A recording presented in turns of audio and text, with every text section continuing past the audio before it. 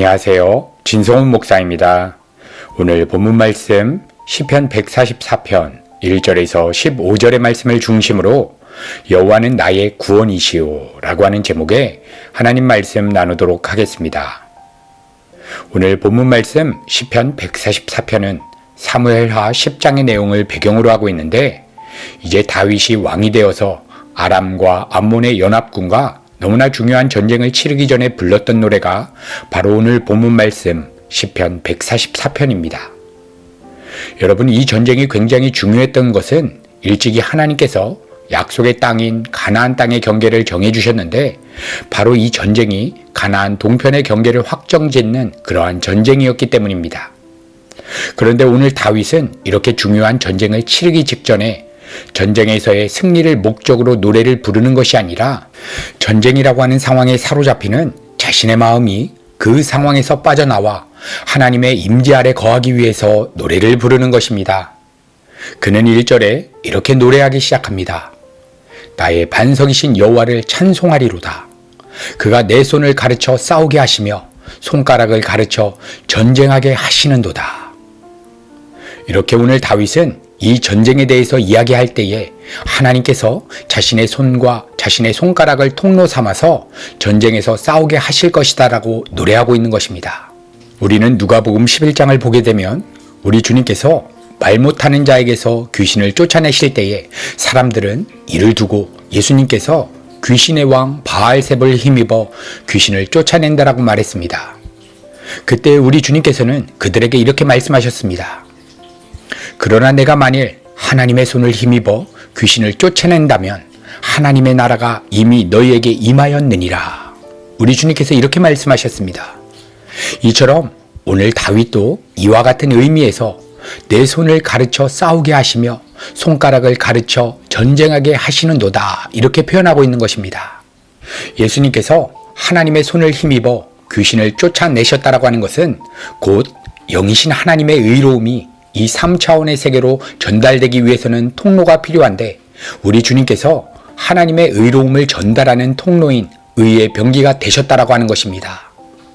이처럼 다윗도 내가 이 전쟁에 대해서 승리하겠다라고 하는 어떠한 의지나 생각을 가지고 자신이 전쟁을 치르는 주체가 된 것이 아니라, 나는 단지 하나님의 의로움을 전파하는 그러한 통로로서 내가 이 전쟁에 대해서 승리해야겠다라고 하는 어떠한 의지나 생각을 가지고 자신이 전쟁을 치르는 주체가 되는 것이 아니라, 자신은 단지 하나님의 의로움을 전파하는 그러한 통로로서 이 전쟁을 치르게 하시는 주체가 내가 아닌 하나님이심을 드러내고 있는 것입니다. 분명 내 손을 움직였고 내 몸을 통해서 일한 것 같지만 실상은 하나님께서 나에게 소원을 주시고 행하게 하셨음을 다윗은 노래하고 있는 것입니다.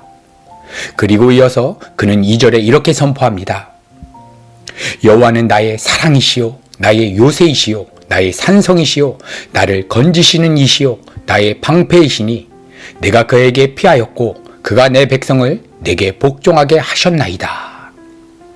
이렇게 다윗은 정말 다급하고 중요한 전쟁을 앞두고 여호와는 나의 사랑이시요 라고 고백하고 있는데, 여러분, 그가 전쟁과 같은 다급하고 시급한 문제 앞에서 하나님에 대한 사랑을 표현하기 위해서 그가 행하였던 것이 무엇입니까?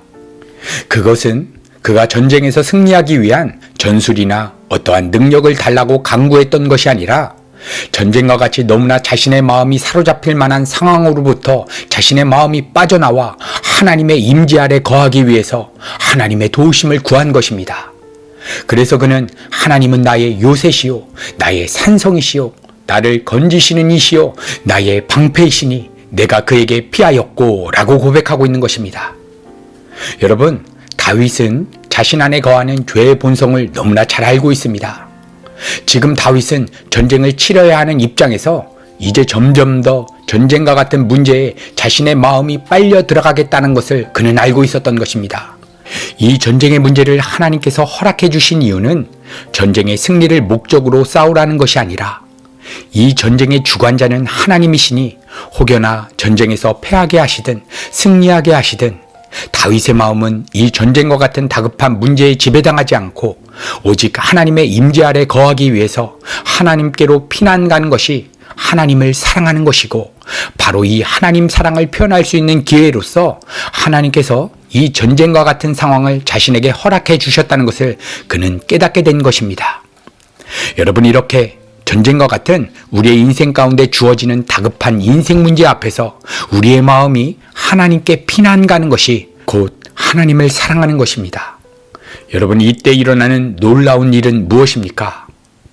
다윗은 내가 그에게 피하였고 그가 내 백성을 내게 복종하게 하셨다, 이렇게 노래하고 있는데, 다윗은 자신의 인생에 주어진 전쟁과 같은 다급한 문제 앞에서 하나님께로 피했을 뿐입니다.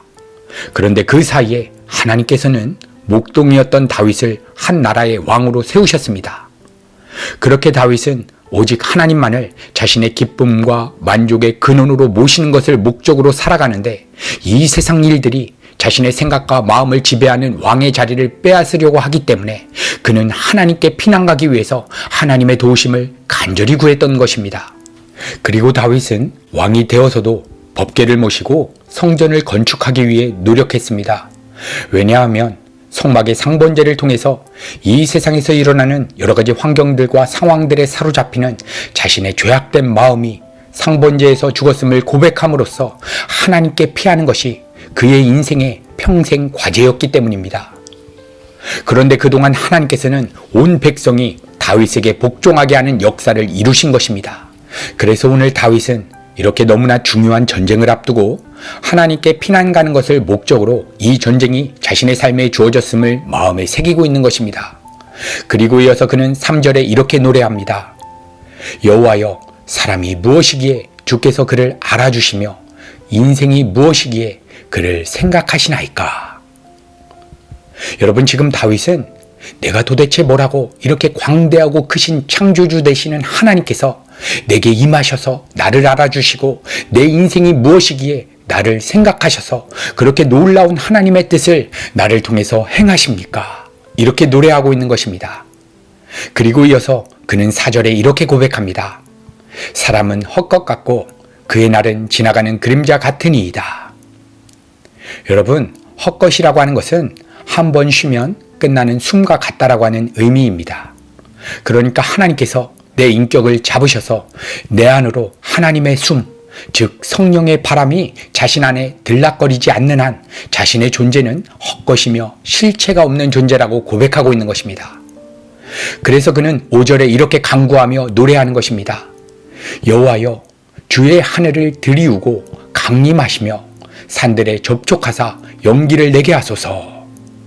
이렇게 다윗은 시급한 전쟁 문제 앞에서 하나님께서 강림하실 때에 산이 진동하고 불과 연기가 피어올랐던 시내산 사건을 떠올리면서 지금 이 순간 하나님의 임재하심만을 간절히 간구하고 바라고 있었던 것입니다.